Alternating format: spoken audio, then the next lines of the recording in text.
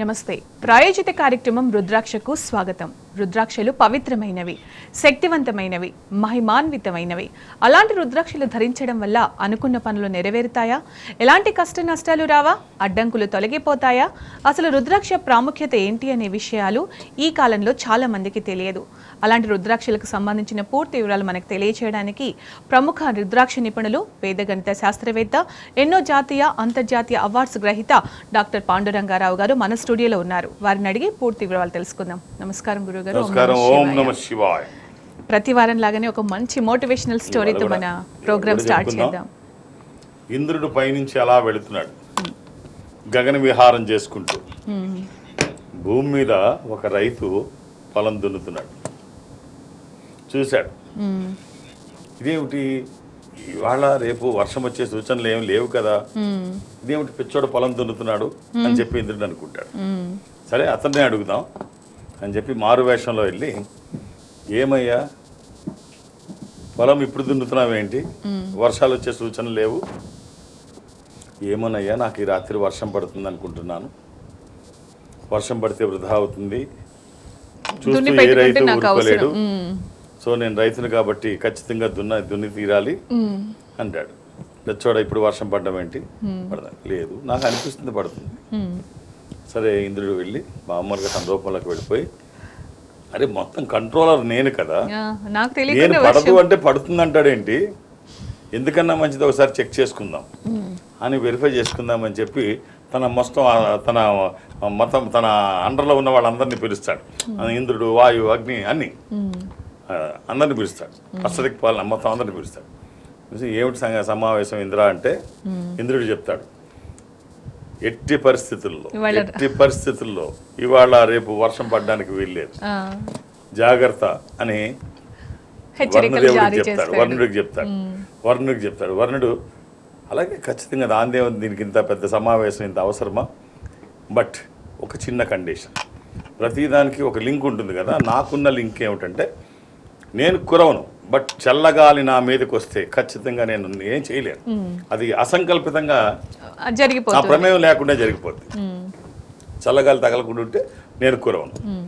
వాయువుని పిలిచి, నువ్వు కురవడానికి, నువ్వు తగలడానికి, నువ్వు వీయడానికి వీల్లేదు, నువ్వు వీస్తే తను కురిచే అవకాశం ఉంది, నువ్వు అస్సలు నేను స్తంభించిపోతానంటే. ఇంద్ర ఎందుకంటే ఇది నువ్వు చెప్పిన తర్వాత ఇంకేముంది అసలు బయట. కానీ ఇక్కడ నాకో లింక్ ఉంది. ఏమిటి అంటే, కప్పలు అరిస్తే నాలో కదలిక వస్తుంది. కప్పలు అరిస్తే నీలో కదలిక వస్తుందా? సరే అయితే ఈ మండూక రాజుని పిలవండి.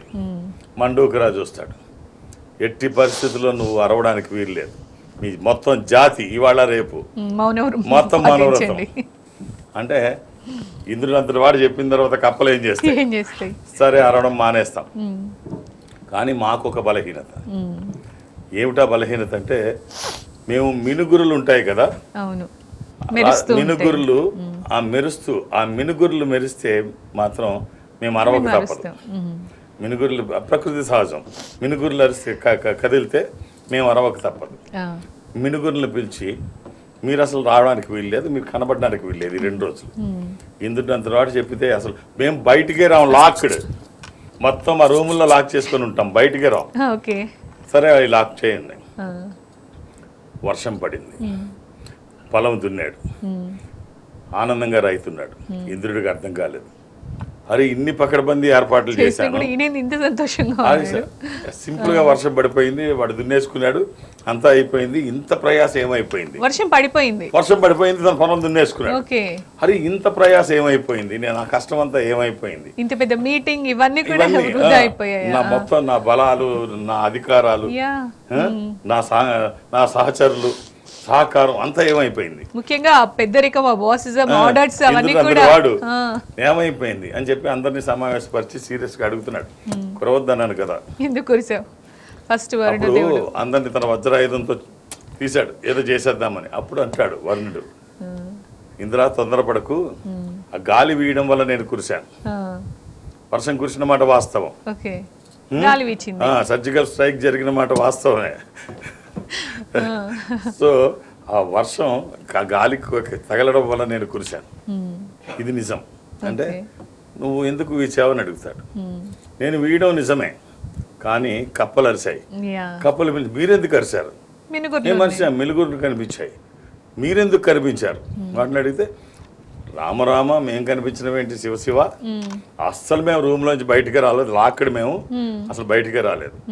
నారదుడు అటు వెళుతూ ఉంటే అడుగుతాడు ఇంద్రుడు, ఏం జరిగింది నారద, ఇదంతా తెలుసు కదా, ఇదంతా ఏం జరిగింది అని అడిగితే అప్పుడు నారదుడు చెప్తాడు, ఏం లేదు, అక్కడ జరిగింది ఏమిటంటే మినుగుర్లు కదిలాయి, కప్పల మరిగాయి. మినుగుర్లు ఎక్కడి నుంచి వచ్చాయంటే అవి మినుగుర్లు కాదు, ఆ రైతు పొలం దున్నుతూ ఉంటే ఇంకా భర్త ఇంటికి రాలేదని భార్య వచ్చి, ఏమంటే చీకటి పడుతోంది, ఇంకా ఏమిటి పొలం దున్నడం ఒక్కళ్ళే చేయడం ఏంటి అని అంటే, ఈ రాత్రికి వర్షం పడద్దని గట్టిగా నాకు నమ్మకం ఉంది, ఈ పనేమో పూర్తి కాలేదు, పూర్తి అయిన తర్వాత కురిస్తే బాగుంటుంది, నా ఒక్కడితో లేట్ అయిపోతుంది అంటే, అలా అంటారా, అయితే తొందరపడకండి, 2 పిల్లలు ఇంటి దగ్గర ఉన్నారు, వాళ్ళని కూడా తీసుకొని వస్తాను అని చీకటి పడింది. అందరూ ఆ దివిటీలు పట్టుకొని, కుటుంబం అంతా 2 పిల్లలు భార్య ఆ దివిటీలు పట్టుకొని ఆ దీపాల వెలుగులో దున్నుతూ ఉంటే, వాళ్ళు సహాయం చేస్తూ ఉంటే, దీపాలు పెట్టి సహాయం చేస్తుంటే భర్త దున్నుతున్నాడు. నిజంగా ఈ సన్నివేశం ఊహించుకుంటే ప్రకృతే పులకిస్తుంది. ఎప్పుడైతే ఆ దీపాలు గాలికి అలాగా ఎలుగి అవుతుంటే, మినుగురులా కదులుతుంటే, మినుగురులు అనుకుని కప్పలు అరిచాయి, మొరిగాయి, కప్పలు అరిచాయి, కప్పలు అరవంగానే చల్లగాలి కదిలింది, చల్లగాలి కదలంగానే మేఘుడు వర్షించాడు, సో వర్షం పడింది. ఈ కథ మనకి ఏం తెలియజేస్తుందంటే, నీ సంకల్పం బలంగా ఉంటే ప్రకృతి పరమేశ్వరుడు కూడా సహకరిస్తాడు. భగవంతుడు అడ్డం వచ్చిన సంకల్పం గట్టిదైతే ఆపడానికి వీల్లేదు. కాబట్టి బలంగా సంకల్పించుకో, ఏమన్నా జరుగుతుంది. చాలా బాగా చెప్పారు. అంటే ఈ ఒక్క ఎగ్జాంపుల్ చాలా, అంటే సంకల్ప బలం ఎంత గొప్పది అని చెప్పడానికి. చాలా మంది అనుకుంటూ ఉంటారంటే, మామూలుగా ఏదో చెయ్యాలి అని స్టార్టింగ్లో ఒకలా ఉంటుంది, ఎండ్కి వచ్చేటప్పటికి అంత నిబద్ధతగా ఆ సంకల్ప బలం లాస్ట్ వరకు కంటిన్యూ చేయలేకపోతారు. సో అలాంటి వాళ్ళకి ఏం చెప్తారు? మళ్ళీ ఇంకో చిన్న కథ చెప్తాను, అడిగేవి కాబట్టి వాస్తవంగా జరిగింది. ఇప్పుడు ఒక ఊహాజనితమైనటువంటి కథ మాట్లాడుకున్నాం. అవును, అంటే ఇలా ఉంటే బాగుంటుంది అని చెప్పి, ఇలా ఉంటే ఇది ఖచ్చితంగా నెరవేరుతుంది అని చెప్పడానికి ఒక ఊహాజనితమైనటువంటి కథ. వాస్తవంగా ఒక జరిగిన కథ 1980లో జిమ్మీ క్యారీ అని ఒక హాలీవుడ్ హాస్య నటుడు, జిమ్ క్యారీ ఒక ఫేమస్ హాలీవుడ్ హాస్య నటుడు. తను 80స్లో సినిమాలు లేక చాలా బాధపడుతున్నాడు. 1980స్లో అసలు సినిమా లేదు, ఎంత ప్రయత్నం చేసినా అవకాశాలు రావట్లేదు. తను ఏం చేసుకున్నాడంటే, తన పుస్తకంలో కొన్ని అఫర్మేషన్స్ రాసుకున్నాడు. ఎలాంటి అఫర్మేషన్స్ అంటే, నేను మంచి డైరెక్టర్లను కలుస్తున్నాను, నేను మంచి కథలు వింటున్నాను, మంచి యాక్టర్స్తో నేను మూవ్ అవుతున్నాను, నాకు మంచి అవకాశాలు వస్తున్నాయి, నేను చాలా హ్యాపీగా ఉన్నాను, నేను కలుస్తున్న వాళ్ళందరూ మంచి వాళ్ళే, నా పాత్రలన్నీ మంచివే అని రాసుకున్నాడు. ఇలా రాసుకొని తను ఏం చేసుకున్నాడంటే, 90స్లో ఒక చెక్కు 100 మిలియన్ చెక్ ఒకటి రాసుకొని, 100 మిలియన్స్ చెక్ ఒకటి రాసుకొని తన పర్సులో పెట్టుకొని జోబులో పెట్టుకున్నాడు. ఒక ప్రొడ్యూసర్ ఇచ్చాడని చెప్పి పెట్టుకొని నటించినందుకు ఒక ప్రొడ్యూసర్ 100 కోట్ల చెక్కు, 100 మిలియన్స్ $100 మిలియన్ ఇచ్చాడని చెప్పి చెక్ రాసుకొని పెట్టుకున్నాడు. 94లో తన 3 సినిమాలు రిలీజ్ అయ్యాయి. ఢమ్ డమేర్ అనే సినిమా సూపర్ డూపర్ హిట్ 1994లో. నిజంగా డైరెక్టర్ వచ్చి, ప్రొడ్యూసర్ వచ్చి 100 మిలియన్ చెక్కు తను తీసుకొచ్చి ఇచ్చాడు. అప్పుడు తను రాసుకున్న ఈ చెక్కుని అక్కడ ఉన్న వాళ్ళకి చూపించి, నేను ఇది ముందే రాసుకున్నాను అని చూపించి అది చింపేసి ఈ 100 మిలియన్ తన అకౌంట్లో వేసుకున్నాడు. సో నువ్వు అనుకుంటే ఇందాక మనం చెప్పుకున్న కథ, ఈ వాస్తవ సంఘటన రెండు ఒకటే తెలియజేస్తున్నాయి. ఏమిటి బలంగా తెలియజేస్తున్నాయి అంటే, నువ్వు ఏదనుకుంటే అది అవుతుంది, యద్భావం తద్భవతి. నువ్వు నెగిటివ్ థాట్స్ లేకుండా పాజిటివ్గా ఉండు, నీ భవిష్యత్తు నిర్మాణం కోసం నువ్వు ప్రయత్నం చేయి. ఆ ప్రయత్నంలో ఎంతసేపు నెగిటివ్ థాట్స్ లేకుండా పాజిటివ్గా ఉండు. నీ 2 ఇంచెస్ బ్రెయిన్ని నువ్వు ఎలా ట్యూన్ చేసుకుంటే అలా ఉంటుంది. కాబట్టి చాలా బాగా కాలర్ ఉన్నారు లైన్లో, కోదాడ నుంచి నాగమణి గారు. నమస్తే అమ్మ, మాట్లాడండి. గురువు గారు ఉన్నారు. హలో హలో చెప్పండి. హలో హలో చెప్పండి, మాట్లాడండి. ధన్యవాదాలు madam.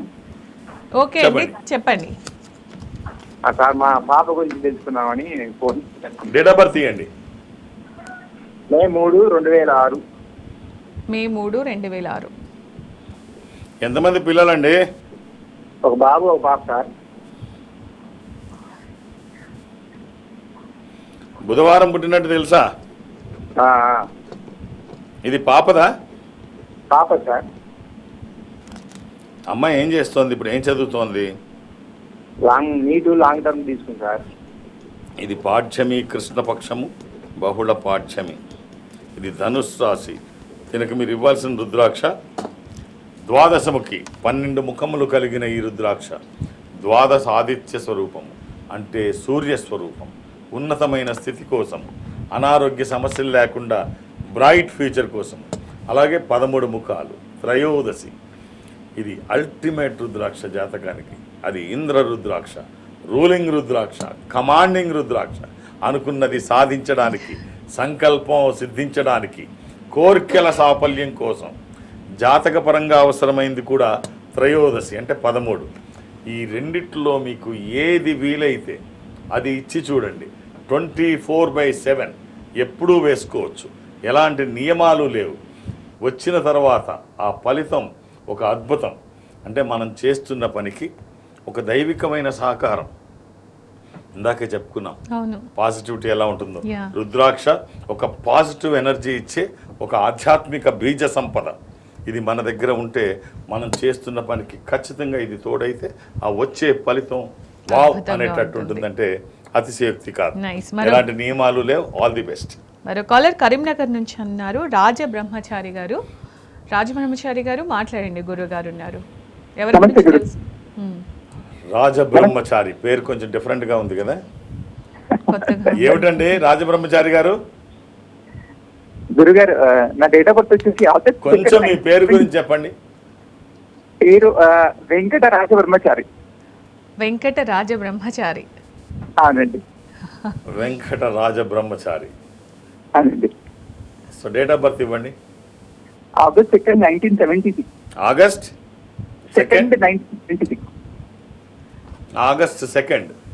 Yes, sir. 1976. 76. Yes. Breakfast అయిందా అండి రాజబ్రహ్మచారి గారు? Yeah, I have completed, sir. గొంతులో ప్రాబ్లం ఉన్నా గట్టిగా మాట్లాడుతున్నాను. సో ఏం చేస్తున్నారండి? యాక్చువల్గా నేను లెక్చరర్ గా చేసేది సార్. ఓ ఫ్యాకల్టీ. గవర్నమెంటా ప్రైవేట్ అండి? చేస్తుండే. నేను ఇంటర్మీడియట్ కాలేజ్ లో. Okay. And apart from that ఇంకా ఒక 2 years నుంచి రియల్ ఎస్టేట్ కి వచ్చాను. ఇప్పుడు టీచింగ్ ప్రొఫెషన్ లో లేరా అండి? ఇప్పుడు టీచింగ్ ప్రొఫెషన్ లో లేరండి. రియల్ ఎస్టేట్ వచ్చాను. మీరు మండే పుట్టినట్టు తెలుసా? సోమవారం నాడు. అవునండి. ఇప్పుడు ఏం చేస్తున్నారు రాజబ్రహ్మచారి గారు? ప్రస్తుతానికి కూడా అంటే మనది ఒక వెంచర్ పెట్టాము. రియల్ ఎస్టేట్ నడుస్తుంది. రియల్ ఎస్టేట్ చేస్తున్నాను సార్ ఇప్పుడు. రియల్ ఎస్టేట్ అంటే వెంచర్ పెట్టాము. ఓకే. ఇది సప్తమి శుక్లపక్షము, శుద్ధ సప్తమి. ఇది తులారాశి. ఎంతమంది పిల్లలు సార్? బ్రహ్మచారి గారు 2 బాబులు అండి. 2 బాబులు. రైట్. బ్రహ్మచారి గారిని పిల్లల గురించి అడుగుతున్నారు. కృష్ణుడికి కూడా పిల్లలు ఉన్నారు. అస్ఖలిత బ్రహ్మచారి ఆయన. ఆయన అస్ఖలితం అంటే అసలు స్ఖలించని వాడు. ఆయనే బ్రహ్మచారి. అది పెద్ద హిస్టరీ. మళ్ళీ ఇప్పుడు కృష్ణుడు బ్రహ్మచారి అనే టాపిక్ వస్తే మళ్ళీ చాలా మాట్లాడుకోవాల్సి వస్తుంది. మనం ఇంకొకసారి మాట్లాడదాం. ఆయనకి 16,000 నోట గోపికలు, 16,000 చిల్లర మంది. So right sir. రాజా బ్రహ్మచారి గారు సార్ ఒక చిన్న కాంబినేషన్ సార్, అవకాశం ఉంటే ధరించండి. మనం ఇక్కడ ఇంతకంటే మాట్లాడుకోవడానికి అవకాశం ఉండదు. ఒక 7 ముఖాలు 10 ముఖాలు ఏకముఖి. 7 ముఖాలు లక్ష్మీ స్వరూపము, శని దోషములకి మంచిది.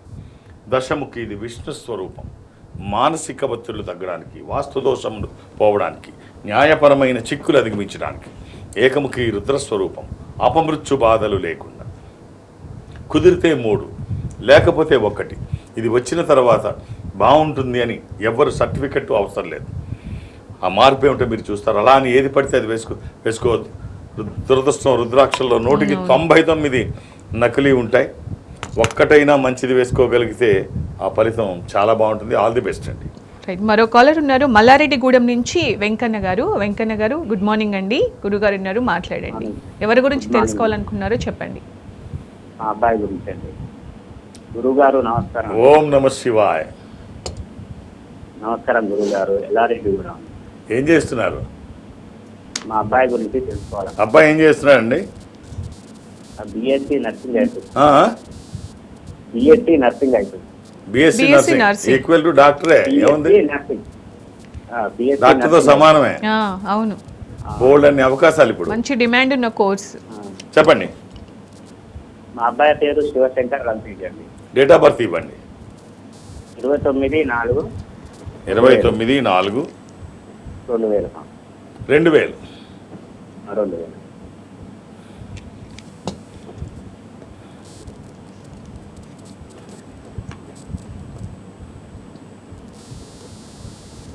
శనివారం పుట్టినట్టు తెలుసు కదండి? అవునండి సార్, అవునండి గురుగారు. అలాగే ఇది ఏకాదశి కూడా, బహుళ ఏకాదశి.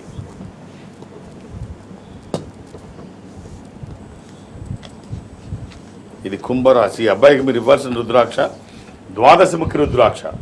12 ముఖములు కలిగిన ఈ రుద్రాక్ష ద్వాదశాదిత్య స్వరూపము, అంటే సూర్య స్వరూపం. ఉన్నతమైన స్థితి కోసం, అనారోగ్య సమస్యలు లేకుండా బ్రైట్ ఫ్యూచర్ కోసం. ఇది కుదరకపోతే నవముఖి, అమ్మవారి స్వరూపం. ఈ రెండిట్లో ఏదైనా ఒక్కటి ఇవ్వండి. వచ్చిన తర్వాత ఖచ్చితంగా బాగుంటుంది. All the best. అలాగే ఈ మధ్య చాలా ఎక్కువగా కరుంగలి మాల గురించి వింటూ ఉన్నాం. సో అది వేసుకుంటే బాగుంటుంది, మంచిది అని చాలా వింటున్నాం. దాని గురించి చెప్తారా? ఈ సంస్థ నుంచి కరుంగలి మాల కూడా ఉంది. అంటే ఇది ఎవరు పడితే వాళ్ళు, ఈ సెలబ్రిటీస్ ఏదో వేసుకుంటున్నారు. నీకు ఎక్కడ చూసినా అవే మనం కనిపిస్తుంది. దీంట్లో సోషల్ మీడియాలోకి వెళ్ళినా, ఎక్కడికి వెళ్ళినా ఈ కరంగలి తప్ప ఏం కనిపించట్లేదు. సో ఈ సంస్థ ఇన్ని సంవత్సరాల నుంచి ఉంది. అందరూ దీని గురించి అడుగుతున్నారు. సో మేము చేయాలి అంటే అది ఖచ్చితమైన ఒరిజినల్ అయితే తప్ప చేయడానికి ఈ సంస్థకి ఉండదు. ఎందుకంటే చిన్న పొరపాటు జరిగితే భూతద్దంలో చూసేవాళ్ళు చాలా మంది ఉంటారు. మంచి అంత త్వరగా కాబట్టి పొరపాట్లు జరగకూడదు. అందుకనే చాలా కాలం ఆలోచించి వాటి అసలు బయట నుంచి తెప్పించడం కాదు, ఆ కరుంగలి వుడ్ తీసుకొచ్చి ఇక్కడే చేసి మొత్తం కేవలం రిటైల్గా ఇవ్వడమే కాకుండా మొత్తం అన్ని సంస్థలకి ఇక్కడి నుంచే పంపించి, ఇది ఒరిజినల్ ప్రత్యేకించి చెప్పవసరం లేదు. దాంతోపాటు కరుంగలితో పాటు ఏ వుడ్ అయితే కట్ చేసి ఆ పూసలుగా తీస్తున్నారో ఆ వుడ్ పీసు ఎవరైతే ఆర్డర్ చేస్తున్నారో కరుంగలి, ఆ వుడ్ పీస్ కూడా ఒక పీస్ కూడా ఈ మాలతో పాటు పంపించడం. అంటే యాక్చువల్గా చెప్పాలి అంటే ఈ కరుంగలి వుడ్ అంటే ఏం లేదు, బ్లాక్ ఎబోని, నల్ల తుమ్మ. దీన్ని వాళ్ళు ఏదో 150 సంవత్సరాల చెట్టు, దాని మధ్యలో బెరడు, ఆ పై లోపల నుంచి వచ్చేదాన్ని తీయడం, ఇవన్నీ ఉత్తిదే. మీరు గూగుల్ చేస్తే స్పష్టంగా ఏమర్థం అవుతుందంటే, మన పెద్దవాళ్ళు ఇంట్లో పెద్దవాళ్ళని అడగండి, చెప్తారు. నల్లతుమ్మ ఎక్కడ పడితే అక్కడ ఉంటుంది, దాని పేరు బ్లాక్ ఎబోని. సో ఇది దిష్టి దోషాలకు అది ఉపయోగపడుతుంది. అది ఈ సంస్థలో భారతదేశం అంతా ఈ సంస్థ ఉన్న దగ్గర మీరు కలెక్ట్ చేసుకోవచ్చు. లేదు మీరు కొరియర్లో పంపించమంటే కొరియర్లో పంపిస్తారు. కొరియర్ ఛార్జెస్ మాత్రం మీరు పే చేయాల్సి వస్తుంది. కానీ దీన్ని కొంతమంది సిల్వర్ లో కూడా ఇష్టపడుతున్నారు కదా, ఆప్షన్ కూడా ఉంటుందా మీ దగ్గర? ఉంటాయి, రెడీగా ఉంటాయండి. అన్ని ఫార్మెట్ లో రెడీగా ఉంటుంది. ఓకే, కావాలనుకున్న వాళ్ళు వేసుకున్నా అన్ని ఫార్మెట్ లో. ఒక స్పిరిచువల్ ఆర్గనైజేషన్ కాబట్టి అక్కడ అన్ని ఉంటాయి. ఓకే, కాలర్ ఉన్నారు శ్రీకాంత్ గారు కృష్ణా జిల్లా నుంచి. శ్రీకాంత్ గారు నమస్తే అండి, మాట్లాడండి. మీకు ఎవరి గురించి తెలుసుకోవాలనుకుంటున్నారో చెప్పండి. ఓం నమ శివాయ. శివాయ నమః. శ్రీకాంత్ గారు చెప్పండి. నా గురించి ఏమండి? నా గురించేనండి. డేట్ ఆఫ్ బర్త్ ఇవ్వండి. 16 కృష్ణా జిల్లా అంటే ఎక్కడి నుంచి అండి? మచిలీపట్నం అండి. బందర్. డేట్ ఆఫ్ బర్త్ ఇవ్వండి. 16/12/1987. 16/12/1987. బందరా మచిలీపట్నం అండి? బందరు మచిలీపట్నం ఒకటేనండి. ఒకటేనండి. బందర్ అంటే ఏమిటి, మచిలీపట్నం అంటే ఏంటి? బందర్ అనేది బ్రిటిష్ వాళ్ళు పెట్టిన పేరండి. ఇప్పుడు ఈ మధ్యకాలంలో మచిలీపట్నం అని దాన్ని మార్చారండి పోర్టు దగ్గర. బందర్ అని ఎందుకంటారంటే మీ ఊర్లో పోర్ట్ ఉంది, అదే బందర్ పోర్ట్. అవునండి. బందర్ పోర్ట్ ఉంది కాబట్టి బందర్ అంటారు, పోర్ట్ తీసేసి. మచిలీపట్నం అని ఎందుకంటారంటే ఆ పోర్ట్లో, ఆ కోటలో, బందర్ కోటలో ఒక క్రౌన్ ఉంది, కిరీటం. ఓకే. దానికి ఒక డైమండ్ ఉంది. ఆ డైమండ్ని చాప ముళ్ళుతో ఫిక్స్ చేశారు. ఓకే. ఆ పోర్ట్లో ఉండే ఈ క్రౌన్ని, ఆ క్రౌన్లో ఉండే డైమండ్ని చాప ముళ్ళుతో ఫిక్స్ చేశారు. అందుకనే మచిలీపట్నం అంటారు. రైట్.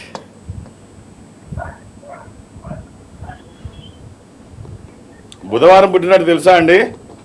తెలుసండి. బుధవారం. ఏం చేస్తున్నారు? అకౌంటెంట్గా చేస్తున్నానండి బందర్లో. పిల్లలండి? పిల్లలు మ్యారేజ్ కాలేదు. ఇది ద్వాదశి, కృష్ణపక్షము, బహుళ ద్వాదశి. ఇది వృశ్చిక రాశి. సప్తముఖి, దశముఖి, ఏకముఖి. కుదిరితే 3, లేకపోతే ఏదైనా ఒకటి. వచ్చిన తర్వాత బాగుంటుందని ఎవరు సర్టిఫికేట్ అవసరం లేదు, అంత బాగుంటుంది. ఆల్ ది బెస్ట్ అండి. రైట్. మరో కాలర్ ఉన్నారు జంగారెడ్డిగూడ నుంచి, రమేష్ గారు. రమేష్ గారు, గురువు గారు ఉన్నారు, మాట్లాడండి. రమేష్ గారు. హలో చెప్పండి ఎలా రమేష్ ఉన్నారు? గారు. హలో చెప్పండి రమేష్ గారు, చెప్పండి. నా డేట్ ఆఫ్ బర్త్ 1/1/2001 అండి. నా డేట్ 1/1/2001 అండి. Okay okay. కంగారు పడదు, 2001 కదా. 2001 అండి. మళ్ళీ ఇంకోసారి తీసుకుంటాను. ఇంకా ఇది సోమవారం నాడండి. సోమవారం అండి. ఏం చేస్తున్నారు? MBA ఫస్ట్ ఇయర్ చదువుతున్నానండి. Very good. ఇది సప్తమి శుక్లపక్షము. ఇది మీనరాశి.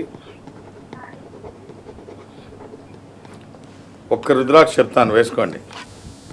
జంగారెడ్డిగూడెం నుంచి అండి. అవునండి. జంగారెడ్డిగూడెం, చింతలపూడి, ఇవన్నీ మన తెలంగాణ బోర్డర్ పక్కనే ఉంటాయి. ఓకే.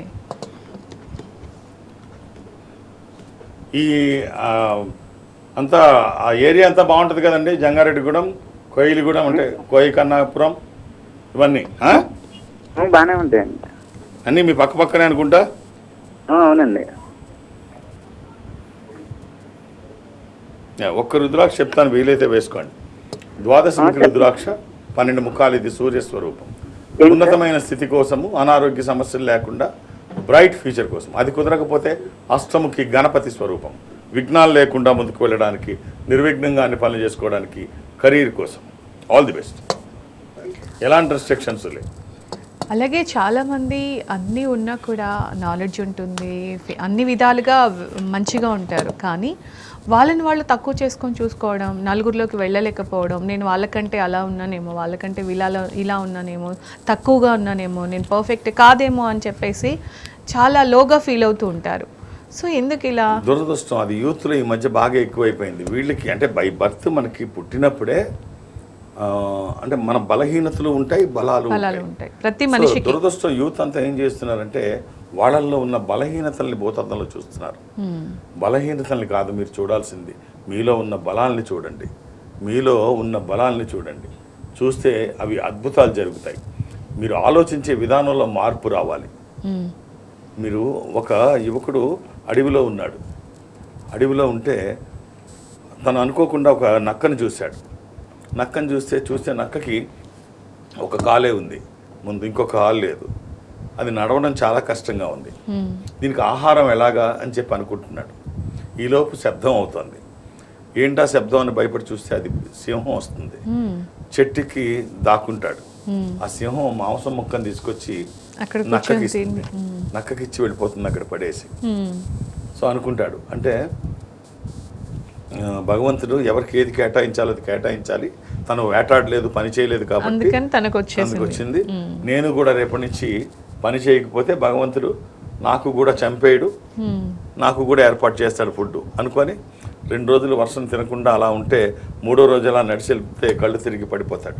పడిపోతే ఒక సాధువు వచ్చి నీళ్లు కొట్టి ముఖం మీద, ఏంటి ఇంత నీరసంగా ఉన్నావు, ఏమీ తినలేదా అంటే, ఇది నేను చూశాను ఇలాగా, భగవంతుడు నాకు కూడా ఏర్పాటు చేస్తాడు, ఆయన ఎవరిని చంపాడు అంటే, పిచ్చవాడా నువ్వు ఎగ్జాంపుల్ తీసుకున్నది బాగానే ఉంది, భగవంతుడు తీసుకొచ్చి ఇవ్వాలని చెప్పి నువ్వు అనుకున్నావు, ఆ నక్కకి నువ్వే తీసుకొచ్చి ఇవ్వాలి అన్న ఆలోచన నువ్వు చేయలేదు, నేను ఇచ్చే పొజిషన్లో ఉండాలని, నువ్వు తీసుకునే పొజిషన్లో ఉండాలని ఆలోచించావు. సో ఏదైనా మనం ఆలోచించే విధానంలో ఉంది. ఇప్పుడు మియాజాకి అని ఖమ్మంలో ఒక రైతు మామిడి పళ్ళని డెవలప్ చేశాడు, మియాజాకి, అది 2.5 లక్షలు కిలో. సో 30 మొక్కలు కాలిఫోర్నియా నుంచి తీసుకొచ్చాడు. సో మనం పాజిటివ్ గా ఆలోచిస్తే ఏదైనా జరుగుతుంది. ఫైనల్ గా మీరు ఎక్కడెక్కడ అవైలబుల్ గా ఉంటారు ఒకసారి చెప్తారా? నేను రేపు థర్స్డే మాత్రం, అంటే వారానికి ఒక్క రోజు ఏదో ఒక ఊరి సంస్థ బ్రాంచ్లోకి వెళ్తాను. విజయవాడ మాత్రం రేపు వెళ్తున్నాను, థర్స్డే గురువారం నాడు 22 అనుకుంటా, 22nd if I'm right, Thursday నేను అక్కడ విజయవాడలో ఉంటాను. సో మధ్యాహ్నం వరకు ఉంటాను, మీరు అర్థం చేసుకొని 2-3 పేర్లు అక్కడ రాయించకండి. మిగిలిన అన్ని రోజులు శని ఆదివారాలతో కలిపి, గురువారం తప్ప శని ఆదివారాలతో కలిపి రోజులు హైదరాబాద్లోనే ఉంటాను. ఈ సంస్థ ప్రపంచవ్యాప్తంగా ఉంటుంది. నేను సౌత్ ఇండియా మాత్రం అటెండ్ అవుతాను.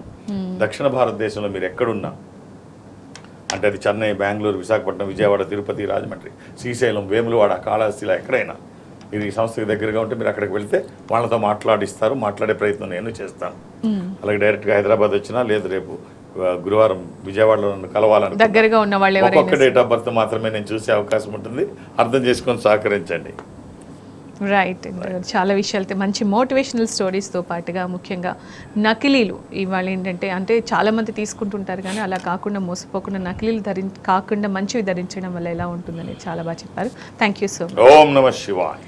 ఇది వాళ్ళ రుద్రాక్ష కార్యక్రమం. నమస్తే.